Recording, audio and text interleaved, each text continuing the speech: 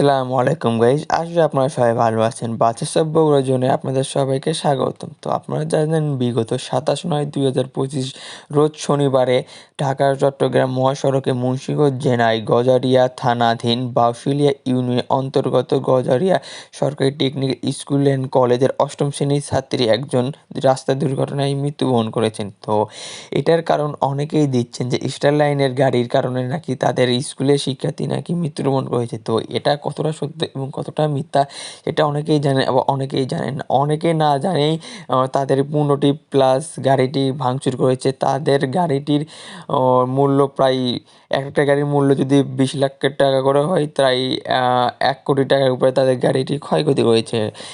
তারা তাদের স্কুলের কলেজের শিক্ষার্থীরা মিছাই রাস্তাতে নেমে তারা আন্দোলন করতেছে যে স্টার লাইন গাড়ির কারণে কি তাদের শিক্ষার্থী একজন মারা গেছে, এবং অনেক ছাত্ররা আছে যে তারা গাড়িটা রাস্তাতে স্টার লাইনের গাড়ি যাচ্ছে সেই গাড়িগুলো ভাঙচুর করতেছে, প্লাস তাদের স্কুলের ভিতর ঢুকে রাখতেছে। তো আপনারা সোশ্যাল মিডিয়া অবশ্যই এই ভিডিওগুলো দেখে ফেলেছেন ইতিমধ্যে। তো এটা যারা এখনও সিসিটিভি ফুটেজ দেখেননি তারা এখনও এই ভিডিওর মধ্যে দেখতেই পারছেন যে সিসিটিভি ফুটেজে এখানে স্টার লাইন গাড়ির কোনো দোষ নেই।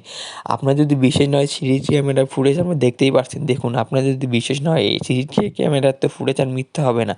তো আপনি দেখতেই পারছেন এখানে স্টার লাইন গাড়ির কোনো দোষই নেই। মেয়েটা ট্রাক গাড়ি সামনে দিয়ে পার হতে নিচ্ছে, সাইড থেকে স্টার লাইনের পাশ ঢুকে গেছে। তো ওখানে একজন ড্রাইভার কী করতে পারে? সেখানে তো ড্রাইভারের করার কোনো কিছুই নেই।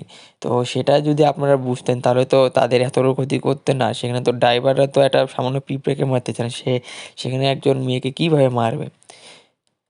তো এখানে কিছু অশিক্ষিত, যেখানে অশিক্ষিতর মতো আপনারা কাজ করছেন, যারা ছাত্ররা যে গাড়ি ভাঙচুর করছে তাদের একটা কথা বলতে চাই, ভাই তোদের মাথার মধ্যে যদি একটু বিবেক বা কমন সেন্স থাকতো তাহলে তোরা এই কাজটা করতি না, ঠিক আছে? যে তোরা সবসময় গাড়ি চালকদের দোষ, তাদের কি দোষ আসলেই থাকে সেটা আগে যাচাই বাছাই কর, তারপর তোরা আন্দোলন কর। বোকাদের মতো যে তাদের স্টার লাইনের কোম্পানি যাতে ক্ষতি করলে ঠিক আছে, একটা মেয়ের মৃত্যু করা হয়, সেটা যদি তার দোষ ছিল সেই ক্ষেত্রে তাদের গাড়ি ভাঙচুর করা ঠিক। যেখানে তাদের কোনো দোষ নেই তারা সেখানে তোরা গাড়ি ভাঙচুর করলি কী জন্য? তোরা কি বোকা?